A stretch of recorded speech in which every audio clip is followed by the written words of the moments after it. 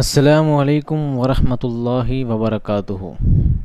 तमाम ही नाजरीन का SK एजुकेशन क्लासेस में खैर मकदम है। आप तमाम ही का मेरे इस चैनल पे दिल की गहराइयों से इस्तकबाल है। उम्मीद करता हूँ आप सभी बखैर व आफियत से होंगे और इस दुआ के साथ कि आप सभी खुश व खुर्रम ज़िंदगी गुजार रहे होंगे। अज़ीज़ तलबा, आज हम आपके लिए 12वीं जमात के निसाब गुलज़ार उर्दू का एक नया सबक, एक नई यूनिट लेकर आपके सामने हाज़िर हुए हैं। इससे पहले जो हमने पहली यूनिट पढ़ी थी वो थी मकतूब निगारी, जिसमें मिर्ज़ा गालिब के 2 मकतूब 2 ख़त शामिल किए गए थे। इसके बाद दूसरी यूनिट जो है वो है तनक़ीदी मज़मून। आज हम इसी यूनिट के बारे में पढ़ेंगे। इस यूनिट में 2 असबाक शामिल किए गए हैं, जिसमें पहला सबक है वो है खोजी एक मुताला और दूसरा सबक है उमराव जान अदा। इन सबक को पढ़ने से पहले हम पढ़ेंगे तनक़ीदी मज़मून का तारुफ़। तनक़ीदी मज़मून किसे कहते हैं, तनक़ीदी मज़मून क्या चीज़ होती है, इसके बारे में पहले हम जानेंगे समझेंगे। उसके बाद हम असबाक की तरफ बढ़ेंगे। सबसे पहले तनक़ीदी मज़मून। तनक़ीद का लुग़वी माना देखा जाए तो लुग़वी माना तनक़ीद का होता है आलोचना करना, आलोचना, क्रिटिसिज्म। लेकिन सिर्फ आलोचना एक अल्फाज में इसकी वजाहत नहीं की जा सकती। तनक़ीद का मतलब, तनक़ीद का मानी बहुत बड़ा हुआ करता है। इसका मतलब बहुत बड़ी बात है। तनक़ीद को हम आसान लफ्ज़ों में यूँ कह सकते हैं, किसी बात की छान फटक करना, किसी बात में अच्छाइयाँ उसकी बुराइयाँ अलग कर देना, किसी बात में, किसी लेख में, किसी चीज़ में उसकी खूबियों और ख़ामियों को अलहदा कर देना, अलग अलग कर देना, सही का सही और गलत को गलत ठहराना, किसी चीज़ में अच्छाइयाँ बुराइयाँ निकालना, दूध का दूध और पानी का पानी कर देना, ये तनक़ीद का असल मानी हुआ करता है। पर इन छोटी छोटी बातों से भी आप इस बात को वाज़ेह तौर पर समझ नहीं पाएंगे कि तनक़ीद किस चीज़ का नाम है या तनक़ीद की क्या लफ्ज़ है, इसका असल माना क्या है।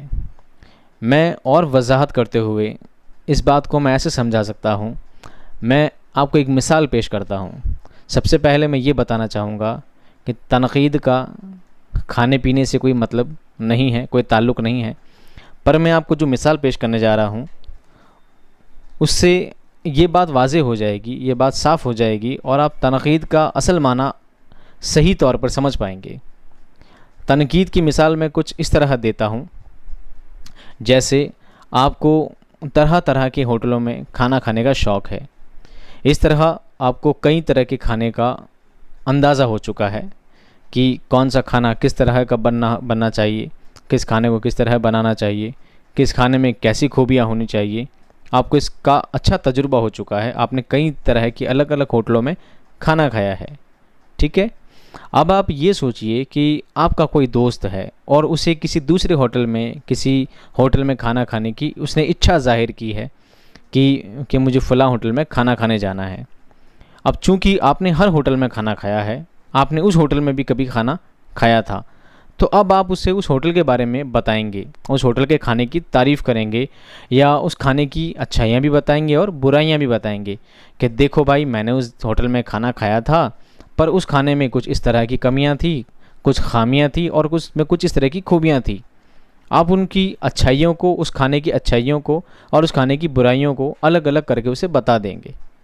फिर आप उसे अपनी पर्सनल राय, अपना पर्सनल ओपिनियन भी देंगे, एक ज़ाती नज़रिया भी देंगे कि देखो, मैंने वहाँ पर खाना खाया था, उस खाने में मसाला बहुत तेज़ था और मैं तेज़ मसाला खाना पसंद नहीं करता हूँ। ये आपका पर्सनल ओपिनियन, आपकी पर्सनल राय है, ये आपका ज़ाती तजुर्बा है, ये आपकी ख़ुद की इच्छा है कि आपको, यानी कि आपको तरह तरह के होटलों में खाना खाना पसंद है, लेकिन आपको तेज़ मसाले वाले खाना खाना पसंद नहीं है। ये आपकी खुद की इच्छा है। तो अब आप अपने दोस्त को ये बोलेंगे कि भाई, मैंने तो वहाँ पर खाना खाया था और मैंने जब खाना खाया था तो मसाला बहुत तेज़ था।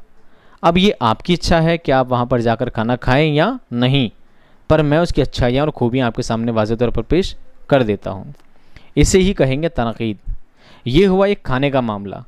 अब अदब में भी, अदब यानी साहित्य में भी, साहित्य किसी की सिन्फ में, साहित्य की किसी सिन्फ में, किसी साहित्य की किसी रचना में, चाहे वो नसरी हो चाहे वो नज़म हो, अगर उस नस्र और नज़म में पाई जाने वाली खूबियों को और ख़ामियों को अलग अलग कर दिया जाए, नक़ाद जो हुआ करते हैं, जो तनक़ीद निगार हुआ करते हैं, वो उस सिन्फ को पढ़कर उसको अच्छी तरह उसका तज्ज़िया कर कर उसको विश्लेषण करके उसकी खूबियाँ और ख़ामियाँ अलग कर देते हैं, और उसके बाद बताया जाता है कि इसमें ये खूबियाँ हैं और ये ख़ामियाँ हैं, और हमारा ज़ाती तजुर्बा या हमारा पर्सनल ओपिनियन ये है या हमारी राय ये है कि इसमें ये कमी नहीं होनी चाहिए थी, इसमें ये खूबी होनी चाहिए थी। इस तरह की राय देना भी क्या कहलाता है? तनक़ीद कहलाया जाता है। मैं उम्मीद करता हूँ कि आपको इस मिसाल से थोड़ा थोड़ा समझ में आया होगा, लेकिन इसको वाज़ेह तौर पर समझने के लिए, वाज़ेह तौर पर जानने के लिए हम पढ़ेंगे आगे तनक़ीदी मज़मून का तारुफ़। जो बातें हमारी छूट गई हैं या जो बातें आपके जहन में सवाल पैदा कर रही हैं, उन बातों को हम इस मज़मून के ज़रिए या इस लेख के ज़रिए आगे पढ़ेंगे। सबसे पहले लिखा है तनक़ीदी मज़मून। तनक़ीद यानी कि आलोचना करना, क्रिटिसिज्म, मज़मून यानी निबंध या लेख, यानी आलोचना करने वाला लेख। तनक़ीदी मज़मून, तनक़ीद कहते हैं आलोचना को, तनक़ीद निगार कहते हैं आलोचक को, यानी क्रिटिक को, जो आलोचना किया करता है। तनक़ीद निगारी, जिस तरह आलोचना करके उसका लेख लिखा जाए, वो तनक़ीद निगारी। शुरू करते हैं हम सबक। वो मज़मून जिसमें किसी अदबी सिन्फ़, किसी अदबी तख्लीक या किसी अदबी नज़रिए के मुख्तलिफ़ पहलुओं पर राय ज़नी की जाए, तनक़ीदी मज़मून कहलाता है। हर्फ बा हर्फ समझते चलेंगे। वो मज़मून जिसमें किसी अदबी सिन्फ़, सिन्फ़ कहते हैं विधा को, किसी कला को या किसी प्रकार को, किसी अदबी तख्लीक, अदब यानी साहित्य, अदब यानी साहित्य, तख्लीक यानी रचना, यानी किसी अदब या किसी साहित्यिक रचना में किसी अदबी नज़रिया, नज़रिया कहते हैं दृष्टिकोण, एंगल, यानी किसी अदब की किसी सिन्फ़ में, अदब की किसी रचना में, साहित्यिक रचनाओं में, उसकी किसी नज़रिए में, उसकी दृष्टिकोण में मुख्तलिफ़ यानी विभिन्न पहलुओं पर, किसी अदब की सिन्फ़ पर, चाहे वो नसरी हो चाहे वो नज़्म हो, उसकी विभिन्न विधाओं पर, उसके लिखने की कला पर, उसके फ़न पर, तरह तरह के पहलुओं पर अपनी राय ज़नी करना। राय ज़नी करना मतलब राय देना, अपनी राय देना ही क्या कहलाता है? तनक़ीदी मज़मून कहलाता है। अदब में तनक़ीद का मफ़हूम बड़ा वसी है। अदब यानी साहित्य में तनक़ीद का मफ़हूम मतलब माना बड़ा वसी, वसी मतलब विस्तृत, बहुत वाइड एंगल में है, यानी बहुत बड़ा है इसका मतलब। सिर्फ हम तनक़ीद को आलोचना एक अल्फाज में कहकर इसका मतलब बयान नहीं कर सकते। साहित्य में इसका मतलब बहुत बड़ा हुआ करता है। इसके तहत अदबी तख्लीक़ात की खूबियों और ख़ामियों की निशानदही की जाती है। यानी तनक़ीदी मज़मून का, तनक़ीद करने का जो फ़न है, उसका ख़ास काम क्या है कि किसी अदबी तख्लीक़ात यानी साहित्यिक रचनाओं की खूबियाँ, ख़ामियाँ, उसकी अच्छाइयाँ, उसकी बुराइयाँ, उसका विश्लेषण करना, यही उसका ख़ास काम है, इसका मुख्य कार्य है। हर फ़न के कुछ उसूल होते हैं। हर फ़न यानी हर कला के, चाहे कोई भी कला हो, उसके कुछ उसूल होते हैं, उसके कुछ नियम हुआ करते हैं, जिनकी रोशनी में फ़न और अदब की जाँच की जाती है। जिनकी रोशनी में यानी उन नियमों के ज़रिए, उन टर्म्स के ज़रिए उस अदब की, उस साहित्य की, उस रचना की क्या की जाती है? जांच की जाती है। उन नियमों के ज़रिए हर अदब में, हर साहित्य में, हर फ़न में कुछ ना कुछ नियम हुआ करते हैं, उन नियमों के ज़रिए उसकी जांच की जाती है। तनक़ीद निगार के लिए ज़ाती पसंद व नापसंद से ज़्यादा अहम वो मयार होते हैं जिनकी क़द्र व कीमत हर ज़माने में बरक़रार रहती है। ज़ाती पसंद यानी खुद की चॉइस, पर्सनल चॉइस, या नापसंद या ख़ुद को जो पसंद ना हो, उनसे भी ज़्यादा अहम होता है, उनसे ज़्यादा ख़ास क्या होता है? वो मयार यानी वो एंगल्स या वो विशेषताएं जो हर ज़माने में बरकरार रहती हैं, जो हर ज़माने में पूछी जाती है। ऐसा नहीं है, एक तनक़ीद निगार के लिए ये बात बहुत अहम हुआ करती है, उसके लिए ये बात सबसे ज़्यादा अहम हुआ करती है कि वो जो तख्लीक की तनक़ीद कर रहा है, वो जिस सिन्फ़ की जिस रचना की तख्लीक कर रहा है, उसकी तनकीद कर रहा है, तो उस तनकीद में इस बात का वाज़ेह होना बहुत ज़रूरी है, उसे चाहे वो चीज़ पसंद हो या ना हो, उसकी पसंदीदगी और नापसंदीदगी की उसमें कोई जगह नहीं है, वो बाद में है राय देने के बाद। लेकिन उन विशेषताओं को बताना ज़्यादा ज़रूरी है कि जो हर वक्त उसमें पाई जाए। जैसे मैं से फिर खाने से जोड़ता हूँ, जैसे आपने ये तो कह दिया कि मैंने वहाँ पर फ़लाँ खाना खाया था और उसका मसाला बहुत तेज़ था, या वो मसाला मसालेदार नहीं था, वो फीका था, यानी मुझे पसंद नहीं आया।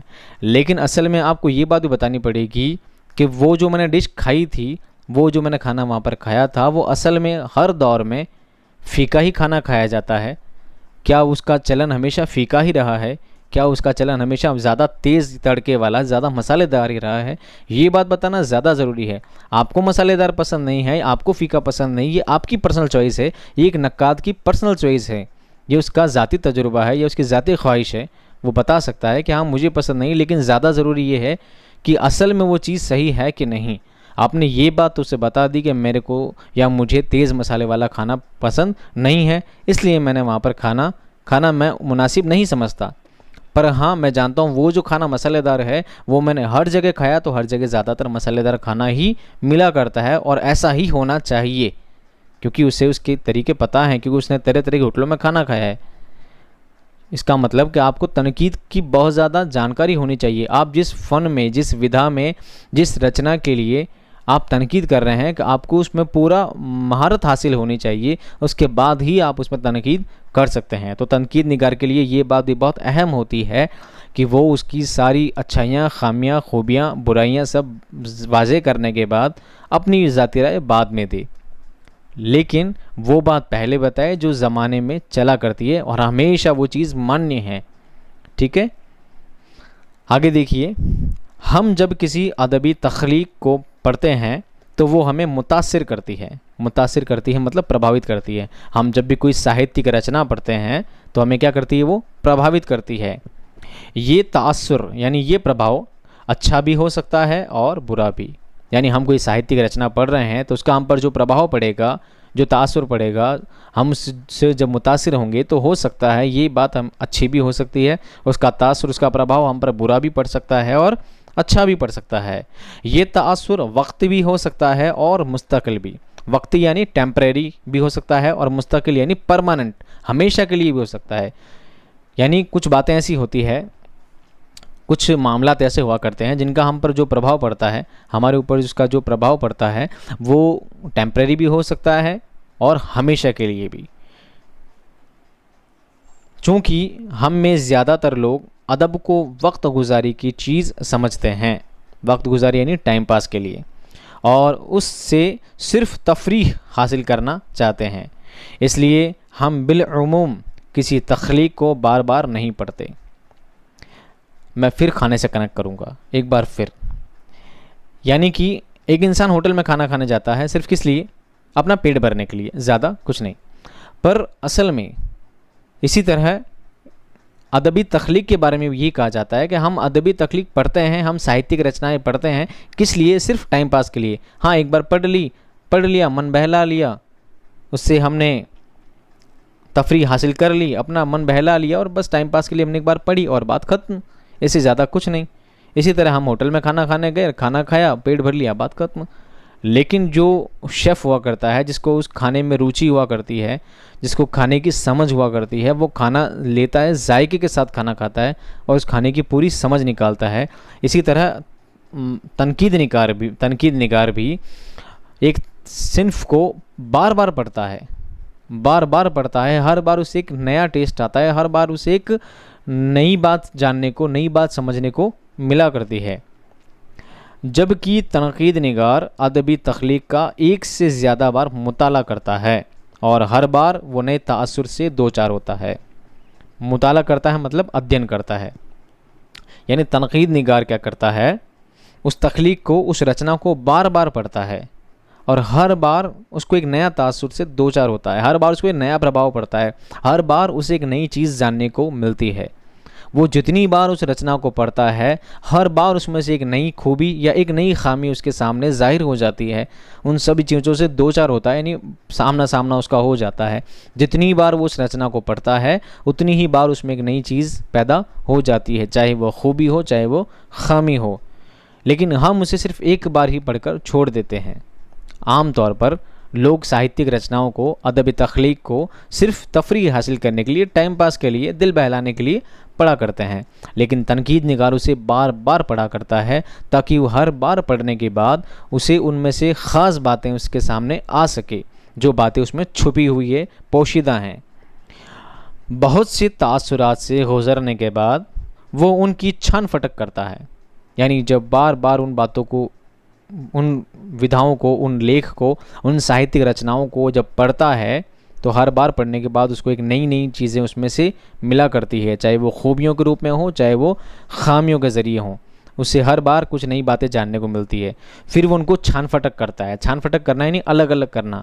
जितनी बातें उसने मिली हैं, जितनी बातें, जितनी चीज़ें उससे हासिल हुई है, अच्छाई बुराई जो भी बातें उनसे हासिल हुई है, उनकी छान फटक करता है। यानी उनको अलग अलग करता है। अच्छी बातें अलग और बुरी बातें अलग, उसकी खूबियाँ अलग, उसकी खामियाँ अलग। कौन करता है? तनकीद निगार। इस तरह उस तख्लीक की ज़्यादा से ज़्यादा खूबियाँ और ख़ामियाँ उस पर वाज़े होती जाती हैं। यानी इस तरह बार बार जब वो छान फटक करता है, बार बार उस सिन्फ को, उस विधा को, उस रचना को जब वो बार बार पढ़ता है तो बार बार पढ़ने के बाद उसकी खूबियाँ और खामियाँ उसके सामने आती जाती हैं और वो छान फटक करता जाता है। अच्छाइयाँ अलग, बुराइयाँ अलग, खूबियाँ अलग, खामियाँ अलग करता जाता है और उस पर वाज़े हो जाती है, निस्पष्ट हो जाया करती है। इस अमल से गुज़रने के बाद ही तनकीद निगार किसी नतीजे तक पहुंचता है। नतीजे तक यानी परिणाम तक, उसके रिज़ल्ट तक। जब वो पूरा उसको पढ़ लेता है, बार बार उसको पढ़ने के बाद उसको जो सारी बातें मिल जाया करती हैं, उसकी छान फटक करने के बाद वो आखिर में किसी नतीजे पर, किसी रिज़ल्ट पर पहुंच जाता है कि अब क्या करना है, अब क्या होना है। तनकीद तशरीह और तज्ज़िया ही नहीं करती, अदबी तख्लीक के बारे में एक सोची समझी राय भी देती है। तनकीद सिर्फ अच्छाइयाँ और बुराइयाँ नहीं बताती। तशरीह कहते हैं व्याख्या करने को, एक्सप्लेन करने को। तनकीद सिर्फ किसी बात को एक्सप्लेन नहीं करती।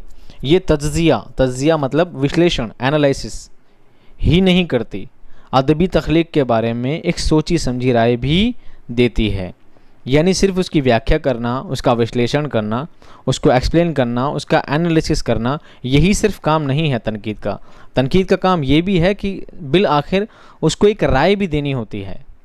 यानी हमने ये तो बता दिया कि फ़लाँ चीज़ में ये ख़राबी है, फ़लाँ चीज़ में ये ख़राबी है, उसमें ये खूबियाँ हैं, ये खामियाँ हैं, ये सब तो हैं ही, लेकिन हमारी राय, एक राय भी देती है कि आपको वो चीज़ पढ़नी चाहिए कि नहीं।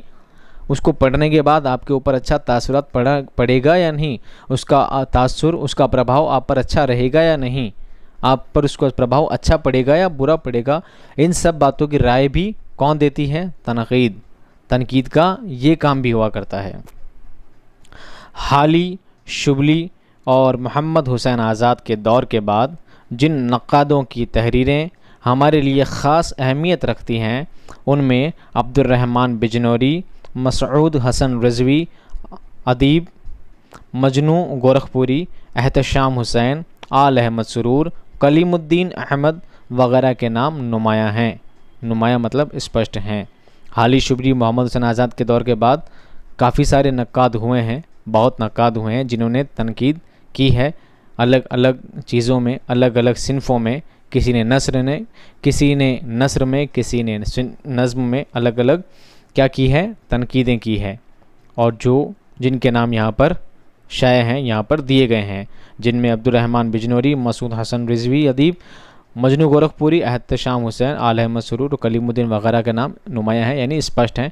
इन लोगों ने, इन नक़ादों ने कई सिनफ़ों में क्या की है? अलग अलग तरह से तनकीद की है। उम्मीद करता हूँ कि आपको तनकीद के बारे में समझ में आ गया होगा।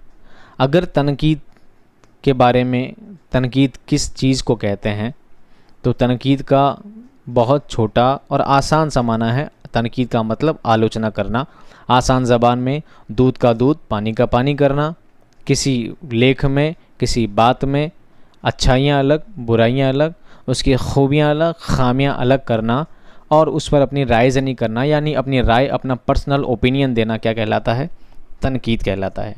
ठीक है, अब इनमें कुछ तनकीद निगारों के नाम दिए हुए हैं कि ये तनकीद निगार बहुत ही ख़ास और मखसूस रहे हैं, यानी ये तनकीद निगार बहुत अहम रहे हैं, जिनकी तनकीदें बहुत ज़्यादा स्पेशल रही हैं, ख़ास रही हैं। उनमें एक तनकीद निगार हैं एहतशाम हुसैन। आपको जो सबक दिया गया है, इस सबक में जो इस निसाब में जो सबक शाया है, जिसका नाम है खोजी एक मुताला, तो इस सबक के लिखने वाले या इस तनकीद मज़मून के लिखने वाले हैं एहतशाम हुसैन। तो आइए अब हम पढ़ते हैं उनके बारे में मुख्तसर तारुफ़, उनके बारे में थोड़ी जानकारी हम हासिल करते हैं। एहतशाम हुसैन 1912 ता 1972। एहतशाम हुसैन, आपकी विलादत 1912 ईस्वी में हुई थी और आपका इंतकाल 1972 ईस्वी में हुआ था। सैयद एहतशाम हुसैन आज़मगढ़ के एक गांव माहिल में पैदा हुए, यानी आपकी पैदाइश आज़मगढ़ के गांव माहिल में हुई थी। तालीम आज़मगढ़ और इलाहाबाद में हासिल की। 1932 के आसपास उनकी अदबी सरगर्मियों का सिलसिला शुरू हुआ। आपने तालीम यानी आपने शिक्षा कहाँ से हासिल की? आज़मगढ़ से और इलाहाबाद से आपने शिक्षा हासिल की, प्राप्त की। 1932 के आसपास आपकी अदबी सरगर्मियों का सिलसिला शुरू हुआ मतलब प्रारंभ हुआ। अदबी सरगर्मियाँ यानी साहित्यिक रचनाओं के बारे में जो आपने लिखने का जो दौर शुरू किया, आपने साहित्य रचनाओं में जब कदम रखा, साहित्य लिखना जब आपने शुरू किया, तो उस वक्त का दौर था 1932 का जो दौर था, तब आपने लिखने की शुरुआत की थी। इब्तिदा में अफसाना निगारी और ड्रामा नवीसी के साथ साथ नज़में और गज़लें भी लिखते रहे। इब्तिदा यानी शुरुआत में, प्रारंभ में आपने क्या लिखा था? आपने अफसाना निगारी यानी शॉर्ट स्टोरी आपने लिखी थी। उसके अलावा आपने ड्रामा नवीसी यानी आप ड्रामा भी लिखा करते थे। इसके साथ साथ आप नज़म भी लिखते थे और गज़लें भी लिखा करते थे। शुरुआत में आपने नज़म में, नसर में, दोनों ही में हाथ आजमाया था, दोनों ही में आपने लिखने की कोशिश की थी, दोनों ही में आपने लिखना शुरू किया था। लेकिन बाद में तनकीद पर तवज्जो की। बाद में आपने किस पर तवज्जो की? तनकीद पर, आलोचना पर, क्रिटिक पर आपने क्या किया? क्रिटिसिज्म पर आपने ध्यान दिया। तवज्जो दिया मतलब ध्यान दिया। 1936 में इलाहाबाद यूनिवर्सिटी से एमए किया। 1938 में लखनऊ यूनिवर्सिटी के शोबाए उर्दू में उस्ताद मुकर्रर हुए। 1936 में आपने इलाहाबाद यूनिवर्सिटी से क्या किया? एमए किया। पहले बीए किया, उसके बाद आपने वहाँ से एमए भी किया 1936 में इलाहाबाद यूनिवर्सिटी से। उसके बाद आपने 1938 में लखनऊ यूनिवर्सिटी के शोबाए उर्दू, शोबा मतलब विभाग, आप वहाँ के उर्दू विभाग में उस्ताद मुकर्रर हुए। क्या हुए? वहाँ के आप टीचर मुकर्रर, यानी वहाँ पर आप टीचर अपॉइंट हो गए। 1952 में रॉकफेलर फाउंडेशन की मदद से अमेरिका और इंग्लिस्तान का सफ़र किया। 1952 में रॉकफेलर एक संस्था है, एक फाउंडेशन है, उसकी मदद से यानी उसके ज़ेरे असर आपने अमेरिका और इंग्लिस्तान मतलब इंग्लैंड का क्या किया? आपने सफ़र किया। आपको बाहर जाने का, विदेश जाने का मौका मिला। किसके ज़रिए? रॉकफेलर फाउंडेशन के ज़रिए, उसकी मदद से। 1961 में इलाहाबाद यूनिवर्सिटी में उर्दू के प्रोफेसर मुकर्रर हुए। इंतकाल इलाहाबाद में हुआ, यानी उसके बाद 1961 में आपको इलाहाबाद यूनिवर्सिटी में क्या हुआ? उर्दू का प्रोफेसर भी अपॉइंट किया गया, आपको उस शर्फ से भी नवाजा गया। इंतकाल इलाहाबाद में हुआ और आपका इंतकाल कहाँ हुआ? इलाहाबाद। एहतशाम हुसैन ने इल्म ज़बान से मुताल्लिक जॉन बीम्स की अंग्रेज़ी किताब का तर्जुमा हिंदुस्तानी लिसानियात का खाका के नाम से किया। यानी आपने कई सारी रचनाएं लिखी है, आपने अदबी रचनाएं, साहित्यिक रचनाएं लिखी है, आपने नज़में भी लिखी है, आपने गज़लें भी लिखी हैं, आपने अफसाने भी लिखे हैं, ड्रामा नवीसी भी की है, आपने ड्रामे भी लिखे हैं। लेकिन आपका ख़ास लिखने का जो सबसे ज़्यादा जिससे आप मशहूर हुए हैं वो है आपकी तनकीद निगारी, वो है आपका तनकीदी मज़मून लिखने का फ़न सबसे ख़ास रहा है। और उसके अलावा भी जो आपकी ख़ास सिनफ़ें रही हैं या जो आपने ख़ास तसानीफ़ लिखी हैं, उनमें कुछ के नाम दिए गए हैं, जिनमें से बताते हैं कि आपने इल्म ज़बान से मुताल्लिक जॉन बीम्स की अंग्रेज़ी किताब, जॉन बीम्स एक अंग्रेज़ था, उसने एक किताब लिखी थी, उसकी किताब का तर्जुमा किया, आपने ट्रांसलेट किया, किस नाम से? हिंदुस्तानी लिसानियात। किताब का नाम क्या था? हिंदुस्तानी लिसानियात का खाका। लिसानियात हिंदुस्तानी मतलब भारत, भारतीय, लिसानियात मतलब भाषा विज्ञान का खाका, खाका यानी स्केच। अपने भारतीय भाषा विज्ञान का जो खाका था उस पर आपने उसका क्या किया, उस किताब का आपने तर्जुमा किया, उसका ट्रांसलेशन किया। इसके अलावा अफ़सानों का मजमुआ, मजमुआ कहते हैं संग्रह को, आपके अफ़सानों का मजमुआ था वीराने और सफ़रनामा साहिल और समंदर के नाम से शाये हुआ।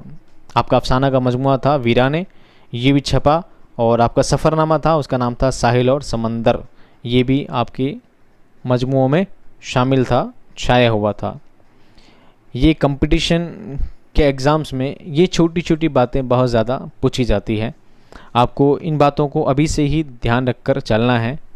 अगर आपको आगे तैयारियां करनी हैं तो आपको अभी से इन बातों को, इन छोटे छोटे सवालों को ध्यान में रखकर, इन पर तवज्जो देकर आपको ये बातें याद रखनी होंगी। इसकी भी आपको कोशिश करनी है कि आपका यानी एहतशाम हुसैन का अफ़सानों का मजमुआ कौन सा था, तो आपको याद होना चाहिए वीराने। आपके सफ़रनामे का मजमुआ कौन सा था? कि साहिल और समंदर।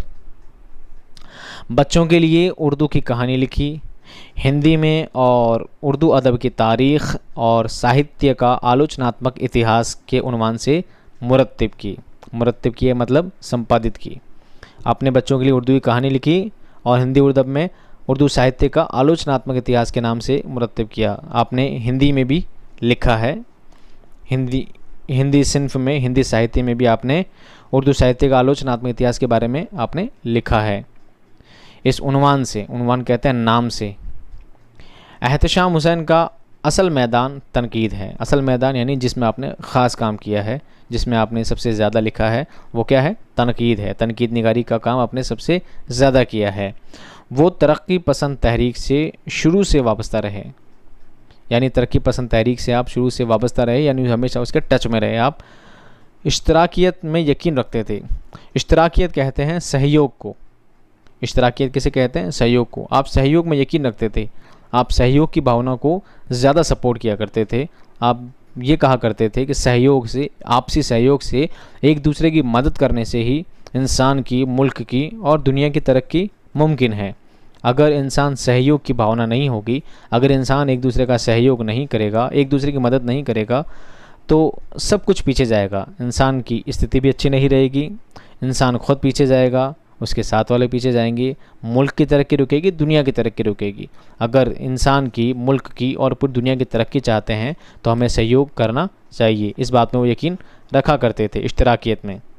लिहाजा अपनी तनकीदी तहरीरों में उन्होंने इस नज़रिए की रोशनी में ज़िंदगी और अदब के मसाइल को समझने और समझाने की कोशिश की है।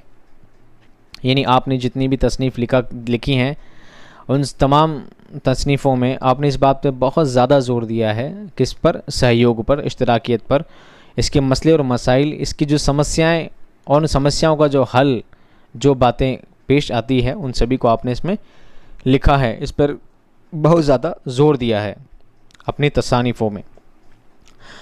तनकीदी मज़ामीन के मुतअद्दिद मजमूए शाया हुए हैं, चंद के नाम दर्ज झेल हैं। तनकीदी जायज़े, रिवायत और बगावत, अदब और समाज, तनकीदी और अमली तनकीद, ज़ौक़ अदब और शऊर, अफ़कार व मसाइल और एतबार नज़र वग़ैरह। आपने तनकीदी मसाइल के मुतअद्दिद यानी बहुत से मजमूए आपने, आपके शाये हुए हैं, छपे हैं, प्रिंट हुए हैं, जिनमें कुछ के नाम यहाँ पर दिए गए हैं। ये वो मजमून हैं, ये वो संग्रह हैं जो आपके शाये हुए हैं, जिनमें तनकीदी जायज़े यानी तनकीद को लेकर, सिर्फ तनकीदी मैदान में आपने बहुत ज़्यादा हाथ आजमाया है, उन पर बहुत ज़्यादा ज़ोर दिया है, बहुत ही ज़्यादा लिखा है। तो तनकीदी जायज़े और रिवायत व बगावत, तनकीदी जायज़ा उनकी एक तनकीद की किताब का नाम है। रिवायत और बगावत, रिवायत यानी रस्म, बगावत यानी विद्रोह, कि रस्म क्या और विद्रोह क्या, इस बात में बताया है। अदब और समाज, समाज यानी माशरत, तनकीदी और अमली तनकीद, ज़ौक़ अदब और शऊर, शऊर यानी समझ, ये आपकी किताबों के नाम हैं, एतबार नज़र वगैरह जो आपने तनकीद में लिखी हैं। पेश नज़र मज़मून एतबार नज़र से माखूज़ है, यानी आपके निसाब में जो सबक शामिल किया गया है जिसका नाम है खोजी एक मुताला, ये भी एतबार नज़र जो आपकी किताब है उसी से माखूज़ है। माखूज़ यानी अख्ज़ किया गया या लिया गया है उससे, किससे? एतबार नज़र से लिया गया है जो आपके निसाब में शामिल है। इसमें रतन नाथ सरशार के नावल फसाना आज़ाद के मशहूर मज़ाहिया किरदार खोजी का तज्ज़िया किया गया है। तज्ज़िया मतलब विश्लेषण किया गया है। यानी इस सबक में रतन नाथ सरशार ने एक नावल लिखा था, एक दास्तान लिखी थी जिसका नाम था फसाना आज़ाद, और इस फसाना आज़ाद का एक किरदार होता है जिसका नाम होता है खोजी। तो आपने इस खोजी का, जो कि मज़ाहिया किरदार होता है, हास्य वाला किरदार हुआ करता है, उसका आपने क्या किया, इसमें विश्लेषण किया, उसके बारे में बढ़ा चढ़ा कर या उसके बारे में तमाम बातें आपको बताई है। आज हमने जो सबक पढ़ा है, आज हमने जो भी पढ़ा है, उसमें पहले हमने जाना कि तनकीद किस चीज़ का नाम है, तनकीद क्या है। उसके बाद हमने जाने तनकीद निगारों के नाम, और उन नामों में एक ख़ास नाम था एहतशाम हुसैन। उसके बाद हमने एहतशाम हुसैन का मुख्तसर तारुफ पढ़ा है। इसके बाद सबक है आपका खोजी एक मुताला, वो हम पढ़ेंगे अगले वीडियो में। तो आप इंतज़ार करिए अगले वीडियो का। तब तक खुश रहिए, आबाद रहिए।